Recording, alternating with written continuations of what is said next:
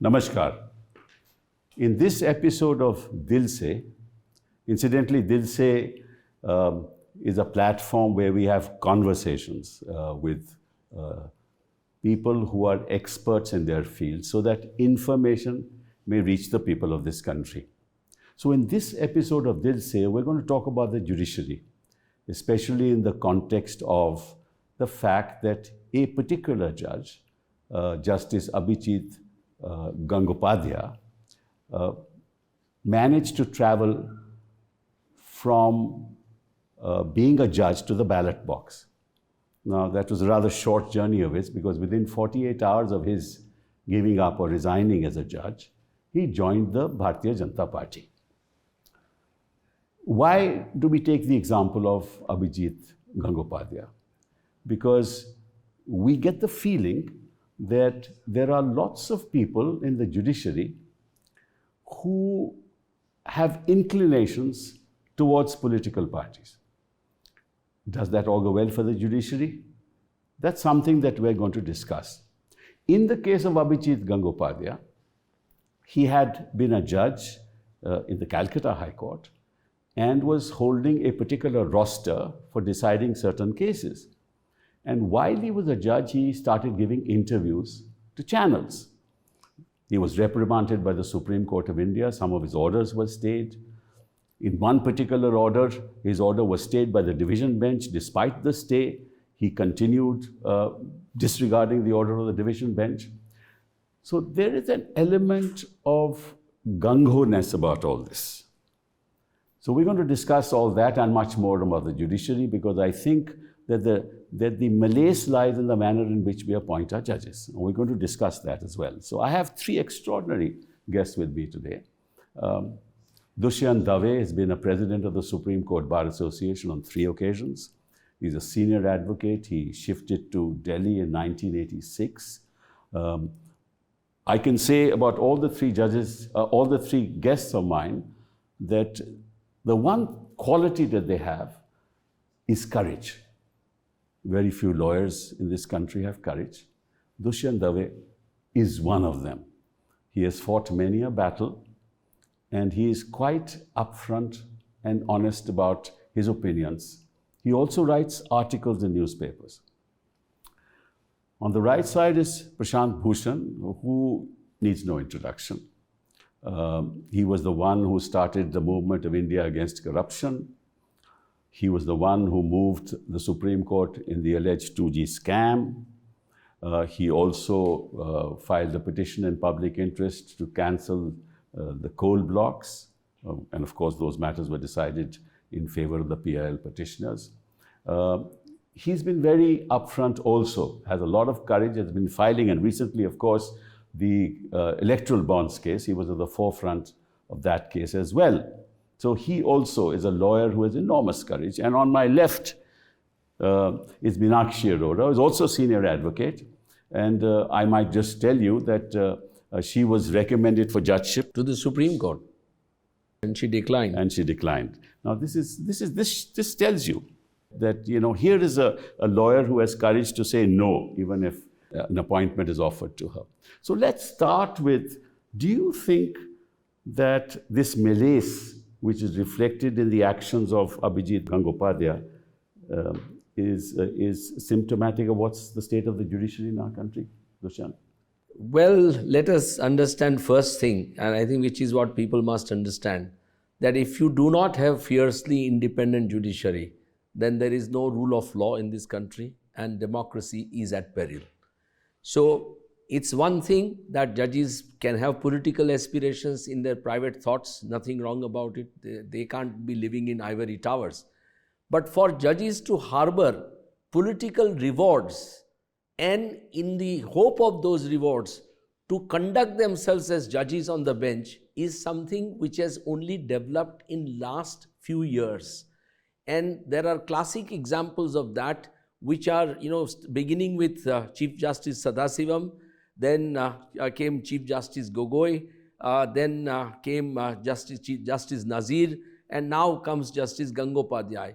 All these judges have given judgments after judgments in favor of the ruling party at the center, the Bharatiya Janata Party, and have been rewarded. Now, the difficulty arises this, Kapil, that we are now therefore sending, these judges are sending a clear-cut message to the judiciary across the country that you toe in line, you do what the party in power wants you to do, and you will be rewarded. Now, that is the worst message which has gone from this. Can I remind you what Arun Jaitley said in Parliament? He said a pre-retirement, a post-retirement favor is the result of a pre-retirement judgment. Absolutely. Right? That's what he said. Now, I would have thought that the BJP should have been cognizant of that. No, what is worrying me is that how far these judges were in touch with the party in power, how far they were talking to them to compromise their judgments. That is something which will never come out.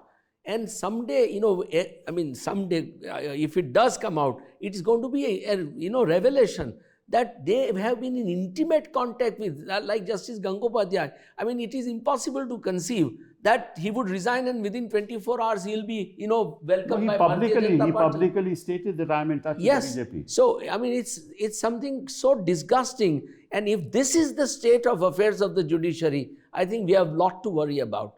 Bhushan?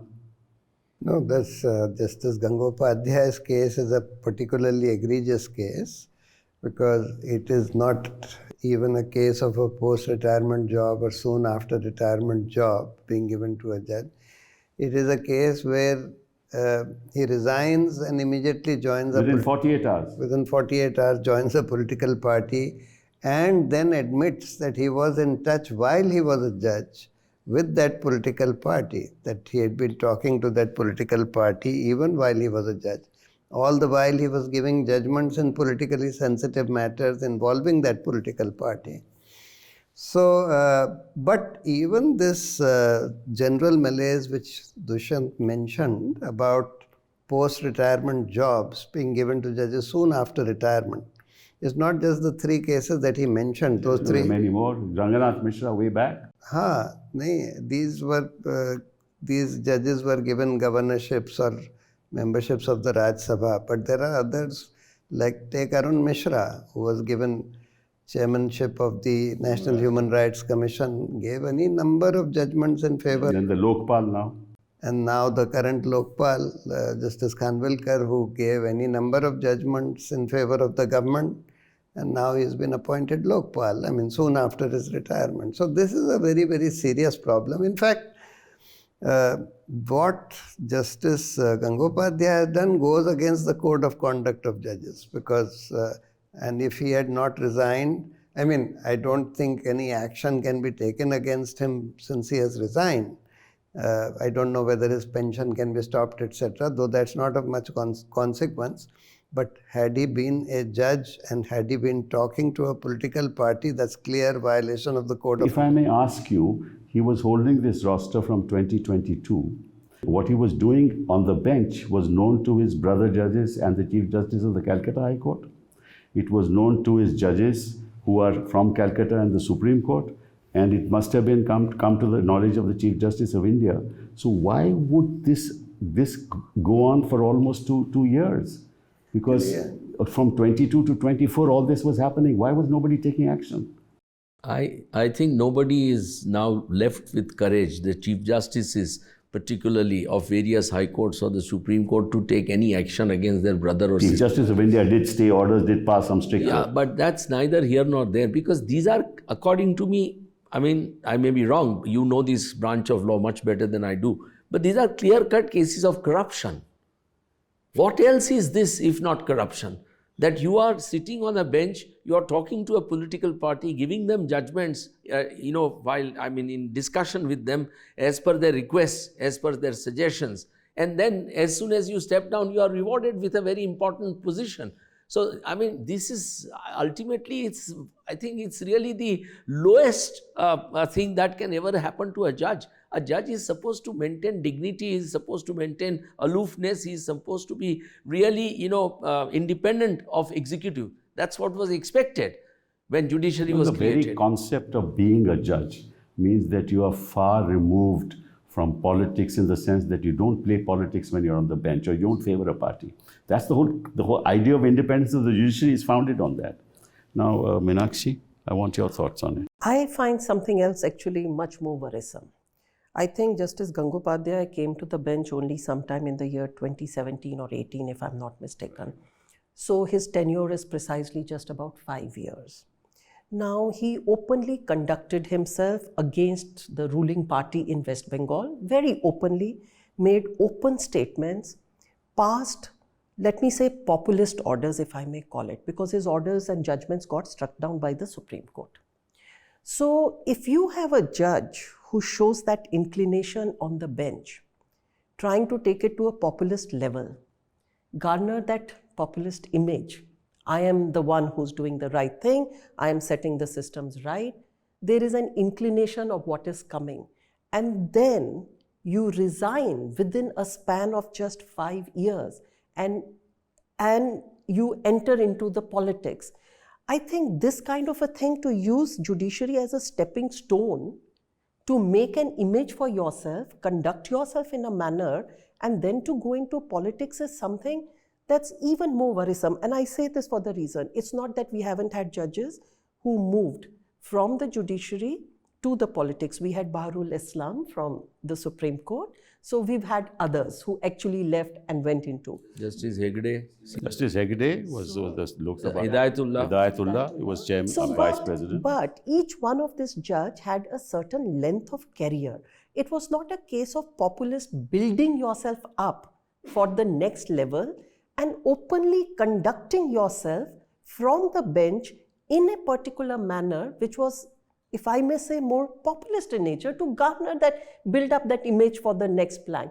I think this particular thing that has happened is the most worrisome thing. If we were going to attract that kind of people into judiciary who would come to use it as a plank for the next, to catapult themselves to the next level, is something that I find there are extremely worrisome. There are so many examples, not just, we are talking about some of the prominent examples, but in states, many of the judges have been given posts, within government after their retirement. Yes. There are many such examples. In Gyanvapi case, for example, the district judge has just been appointed Lokpal. Of a university. Of a university. I mean, what's happening in our country? That's called incentivizing. So what you need, what I think we need, is a cooling off period. I feel that rather than cooling off period, more important thing is to say that the government cannot have anything at all to do with any post-retirement jobs of judges. So it has to be done by a completely independent body. So I have been saying that even judges, instead of just this collegium system, there needs to be a full-time independent body called the National Judicial Appointments Commission, which is not of the kind which was designed earlier, which had the law minister and 3 judges as ex officio, but a full-time body. That kind of body should decide as to whether a judge and which judge should be given what post-retirement job, and the government should have absolutely nothing to do with it. In fact, I think the government should have nothing to do with the appointment of judges at all. If you start looking at examples around the world, for example, Kenya, South Africa, the UK, in the Judicial Services Commission in Kenya and in South Africa, there is no representative of the executive at all. In the selection of judges in the UK, called the Independent Selection Commission, there is no representative of the executive at all.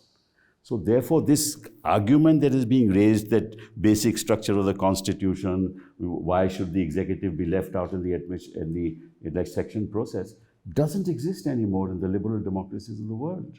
So we should move towards that direction. And I agree with you entirely. But while that will take time, there should be a cooling off period, I think.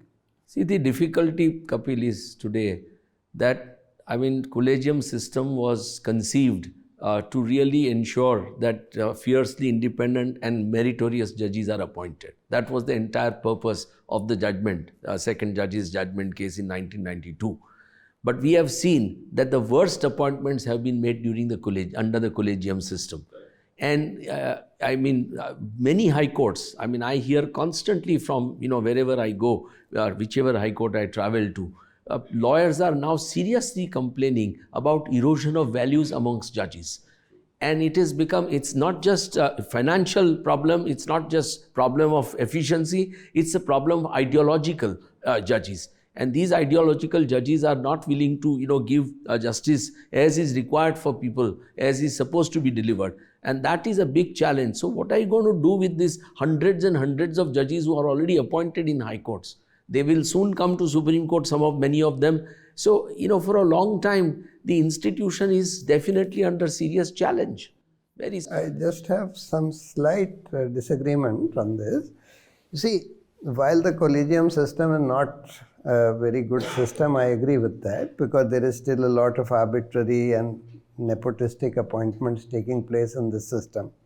But this at least led to somewhat more independent judges being appointed than if the appointments were with the government as compared with that. I'm sorry, I won't be able to agree to that. So let me just complete. Now what the present government has done, unfortunately, it has stalled the appointment of independent judges by either sitting on the recommendations of the collegium, if they recommend independent judges, which is not always the case, but when they recommend independent judges, the government either sits over those recommendations, or alternatively, when they send the names back and the names are unanimously reiterated, even then they sit over that and they just don't issue the notification. So this is how the government... That's true, but the same collegium simultaneously sends many names which are undesirable. You see, I tell you the problem. My own view is the following. The moment the executive is part of the process, no system can work, for the simple reason, in the collegium system, the executive will tell the collegium, look, you have 5 vacancies, right? You take 2 or you take 3, give us 2. Now, if you say give us 2, that's the kind of judge that you're talking about who will be appointed. He will then be appointed at a young age.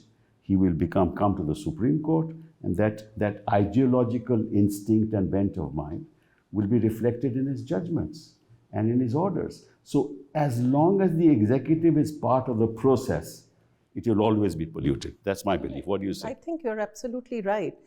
And unfortunately, although a judge is expected that once he takes his oath, he is going to leave his own personal views behind and be true to the Constitution, it really never happens. That's true. It doesn't happen. So you will have some degree of ideology. I do expect anyone will have that. But to have a selection based only on ideology, that is definitely not acceptable. Because as you talk about, where there is a trade-off or it's a quid pro quo, I give you 3, I take 2, those 2 will be only there because of their ideology and leaning. Now, the 3 may have an ideology one way or the other. As you said, they can't live in their ivory towers, they may have views. But these 2 are the one whom you would get only with that particular ideology, and that's not a criteria for selection of a judge. It's not even ideology. It is just partisanship. I agree with you. You put it much better. Some of these people have no ideology at all. They just want to be there so that... But there is also an atmosphere, general atmosphere of fear, and which is prevailing in the country, which perhaps also dissuades judges from giving independent decisions and trying to toe the line of party power. And that's something which is worrisome. I don't know how far it can be stopped, how far it can be stalled, but that seems to be affecting many decisions. But that Dushyant, depends on the independence of the institution of the judiciary.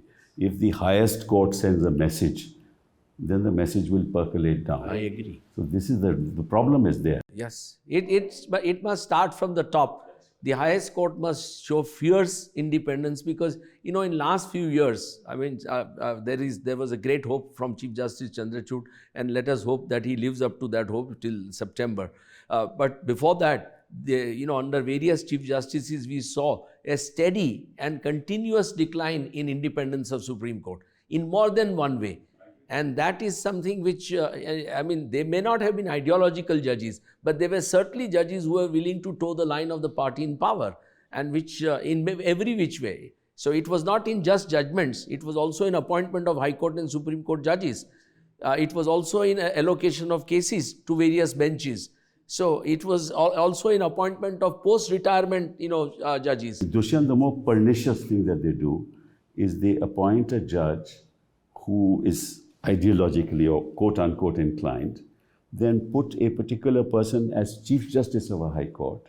Then he becomes the master of the roster there, and then those sensitive cases of the state are then assigned. Now that's a very, very, very pernicious thing that's happening in our.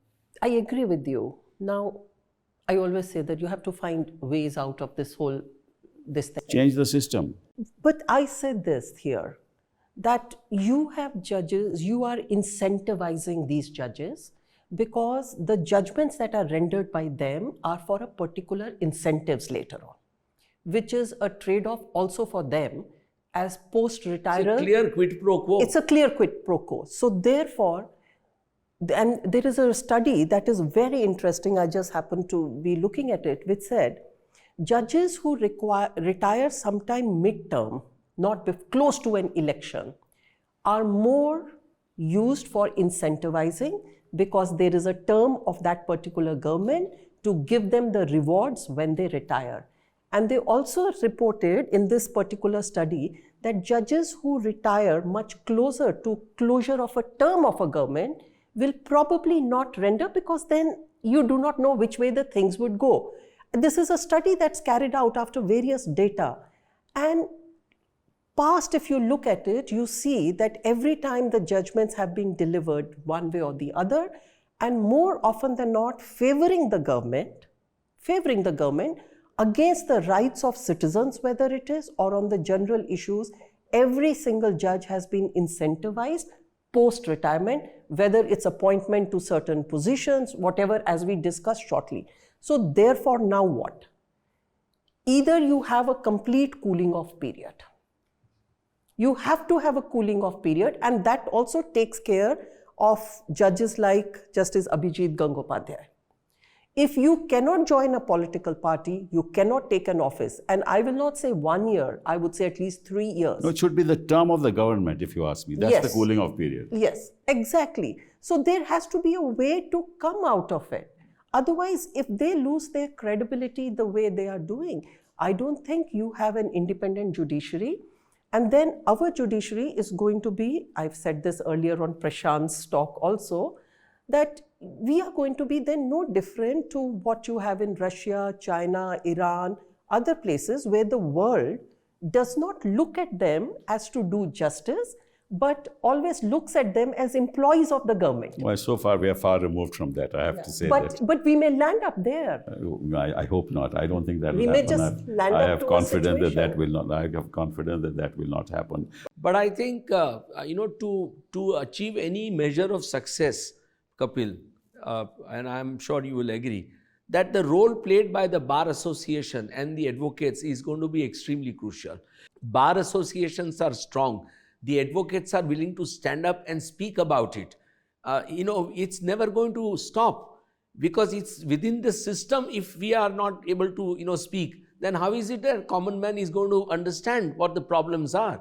So I think that's why we have this conversation now. We are born and bred, in the judicial system, and we are passionate about it. We are passionate about the rule of law. We love the courts. I mean, forget about our bread and butter. I think courts are the only bulwark against autocracy. So we are having this conversation not because we want to criticize anybody. We're having this conversation to improve the system. And these conversations sometimes are taken amiss, as if we are against A, B, or C judge. We are against nobody. We're for the independence of the judiciary. I think we need to make that clear to the public who are going to watch this program. Yeah.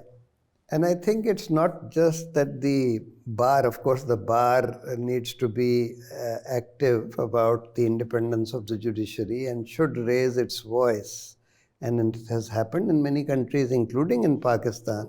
where the bar has really come to the rescue of a embattled judiciary from the government and has rescued the judiciary from the government. But it's also civil society in general, which has to be active and proactive on matters involving the judiciary, because ultimately it is really the civil society which is impacted by a judiciary which loses its independence. So therefore, ultimately the general civil society also has to be vigilant and active in protecting and speaking about what's going on in the judiciary. But you know, the members of the bar are leaders of those civil society. So actually they are the ones who can generate that kind of, Not only generate, but to make them understand the ramifications and implications of this kind of a conduct. It is a grossest misconduct on a part of a judge who has been, speaking openly in favor of a ruling party at the center and against the ruling party in the state, not only, from the bench, but also in his orders. And then he resigns and next day is sitting on a dais with Honorable Prime Minister and shaking hands. I mean, that's something which is so unacceptable. Shaking hands. But you need very strong leaders on the December bar. itself, he went to a public meeting along with in the CPM meeting, where the lawyer he was standing with is arguing before him in court, and he was shaking, he was in a public meeting. But anyway, I ask you this question, and it's a very sensitive question. Why are the leaders of the bar not being vocal about the issues that we are debating today? Look, Sir Kapil, you must understand one thing. To take a stand or to swim against the tide, you must be prepared to make a sacrifice. Unless you are willing to make a sacrifice, because you perceive that if I take a stand against the ruling party or against, the misconduct of a judge or a particular Chief Justice, I am likely to lose my briefs, or I am likely to... But that weakens the bar, no? Correct. But that's really what is now the measure, unfortunately. The measure is that generation of lawyers who were there during independent struggle, who sacrificed everything that they had, their peace of mind, their material resources, and spent years in jail. Be it Mahatma Gandhi, be it Jawaharlal Nehru, be it Sardar Vallabhbhai Patel, you name them. They sacrificed so much, and it is therefore really surprising that in 75 years, these group of lawyers who got freedom for this country have suddenly lost courage to stand up and speak today. That really is unbelievable. It's something which is not understandable at all. Actually, it is not even this fear that lawyers and sometimes judges also have, that if I speak against the current actions of the judiciary, I will be victimized, or the judges feel that if I give a judgment against the government, I will be victimized, etc. That's mostly an unfounded fear. It's unfortunate that people have become so psychologically weak, clay-footed, that they don't realize. I mean, I have seen this and I have realized this, that actually no consequences visit you when you stand up for the right thing. Actually, this is just a unfounded fear which is now psychologically affecting weak people. So the people have to just rise above that, and nothing will happen to them, neither to lawyers nor to judges. I don't know. I have a slightly different take. I think as a nation, we are very strongly somewhere down losing what is called a character. And I think there are a lot of things that are responsible for them. I remember when I was in a school, apart from teaching me my history, geography, and mathematics, there was a very strong character building exercise in the school. That doesn't happen anymore. So we produce now citizens who may be very well educated, qualified, but there is no character building that has gone into. And I think some part of what you see, that lack of strength of character, the lack of willing to stand up for causes, even to your own peril, where you believe you're right, or to live for your own conscience, is very often missing. There is a small segment still there, but largely you don't. And sometimes our leaders are laughing stocks. I'm sorry to say. We have that presently in some of our associations. And we can't call them as really the leaders of the bar or leaders who will lead our youngsters. Okay, let's shift to another subject, and I want your opinion on it. That in many jurisdictions, the selection of judges is based on search committees, number of vacancies, people applying for a job of a judge. They're being interviewed, they're being asked what are your values, what judgments you like. If you were to... They have to write an essay. So this whole process is televised, is open to the public. Why can't we have the same system here? No, even if it is not open, you see, in America it is... America is different because they are ideologically inclined, but as I told you, in Kenya and UK, it's open. And Kenya is a very strong independent Supreme Court. Absolutely. Very strong. But whether it is open or not, see, to my mind, the more important thing is that you have to lay down a detailed criteria for the job of a judge. What are the qualities that you are looking for? And how would you evaluate any person on those qualities? Unfortunately, in India, if you ask any Chief Justice, because they don't have a laid down criteria, how do you select judges? They'll say, we look at competence and we look at integrity, as if those are the only two qualities which are necessary in a judge. Judicial temperament and understanding of the state of society in this... Sensitivity. So, in UK, they have a criteria of more than 10 attributes on the basis of which they evaluate potential candidates. Correct. And then they select some of them only. Yes. They sort it out. And it's a full-time committee. But I must say one thing, that in second judge's judgment, most of these criteria have been laid down. And yet nobody follows them. No collegium has ever followed. Therefore, Prashant, when you say no, you can have the criteria. As long as it's a closed-door system, those criteria will... No, there has to be transparency. Transparency means open. It should be open to the public. Who is going to be our judge, we should know. Just as who should be elected as our politician, we should know. We also want to know who should be our judge. So that should be the basic... See, when Constitution was made, the power to the President to appoint judges of the High Court and Supreme Court in consultation was Chief Justice of India. It was never thought that the office of the Chief Justice of India or President of India would not be of the height which was expected by the constitutional framers. So they repose that faith in these high offices, thinking that people with highest caliber and character will be occupying these offices and they will make such great appointments. So you are right. That's the reason why we really need to do something about it. And sooner we do it, I think realization must also be on the part of the political class, because they must realize that today they are in power, tomorrow they will not be in power. And therefore they need a judiciary which is independent, which is fiercely, free from any kind of bias, and which can give them justice as and when even they need it. But we need men of that quality to be on those benches, no? Yes. That's the... And but also, while you really need men of that quality to be on the benches... Women too. Women too, men and women. But I also say that now that you have the motley lot out there, you can still do something about it. You have the National Judicial Academy. I would like to know that do you really train also your judges to recognize the pitfalls, to recognize how to avoid those pitfalls? They're going to happen. I mean, it's a part of that exercise when you sit on the chair. The temptations are going to be there. The incentives are going to be shown to you. We know it. We've seen it all the time. Do you sit and train your judges to recognize where they're coming and how is their code of conduct to happen?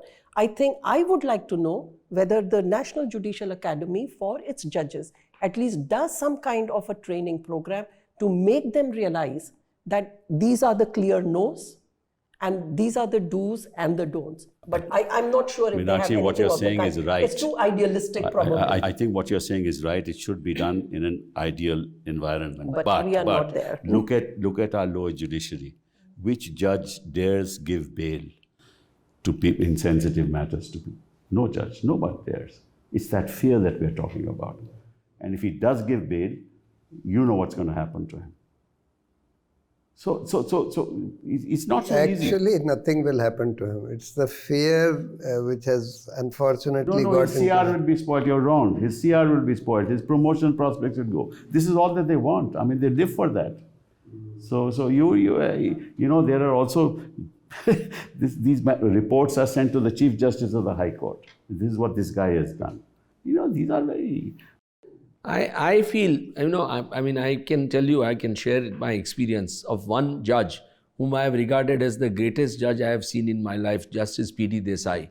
And, you know, I as a young lawyer saw him in Gujarat High Court for almost 3-4 years before he was transferred to Himachal. But he was impeccable in his judicial conduct. His heart would bleed for justice. And he really, you know, was so good as a judge in his personal conduct, in his rectitude, in his courtesies, everything. And yet he could, you know, as Chief Justice of Himachal, Calcutta and Bombay High Court, he cleaned up the registry. Well, he couldn't come to Supreme Court. He cleaned up the registry so brilliantly. And I'll tell you one thing. Friends tell me that in Maharashtra, when he was Bombay High Court Chief Justice, he had reviewed every judge, lower court judge's record personally to see who should be promoted and who should not be promoted. He would never leave it to his colleagues. He himself would review them. And he would, you know, then only he will make recommendations. So one Chief Justice, as you rightly said, you know, some time back, one Chief Justice can make or unmake an entire judiciary in a state. And that's what is happening, that we are not able to today. And that's where collegium is failing. That when it appoints judges as Chief Justices to various high courts, it's not even taking note of the fact whether these Chief Justices are capable administratively to do something good for the institution of judiciary in the state. So so I don't know whether. And also, going back to that issue, your judges are punished. I mean, Justice Muralidhar was punished for the order that he gave. Justice Qureshi was punished for the order that he gave. So therefore, this message goes down the line that if you're going to pass orders like this is going to happen to you. No, this is a peculiar thing that is happening right now because of the sort of very strong, almost fascist executive that we have, and because of. Well, it happened during Congress time, emergency. Justice Sheth and Chief Justice Diwan were transferred from Gujarat High Court. Absolutely. But Justice Sheth had the courage to challenge his transfer in the High Court. And late Mr. Sirvai came and argued that. I went to hear. I mean, it happened then, but it's rampant now. That's the difference. But Bar also showed exemplary courage during the emergency. And the judges too. And the judges. Yes. And we do not have a declared emergency, but it's missing on both sides. Yeah, absolutely. I feel that pushback must come from together, a combination from judges and the bar. I think what the Chief Justice should do, or what judges should do, is to have a conversation with us, right? And then take that forward, because we want the institution to flourish and thrive for the people of this country. But if you see, whenever the judiciary does anything good, or which is seen to be kind of in favor of fundamental rights and democracy, etc., there is such applause from the people, there is such praise from the people, that this is one thing that people should realize in the judiciary, that public opinion will stand with them when they stand with the Constitution and fundamental rights. I entirely agree with you. I think some of the seminal judgments that have come recently is the result of, of reflecting that, desire to do the right thing, and people are applauding. And we have great hopes that in the times to come... Not all is lost yet. We need many more Pratap Bhanu Mehtas to write about these issues. And many more people like you and people like you and you to take up issues. But thank you very much. I think this has been a very fruitful conversation. Thank you so much. Thank you. Thank you, Kapil.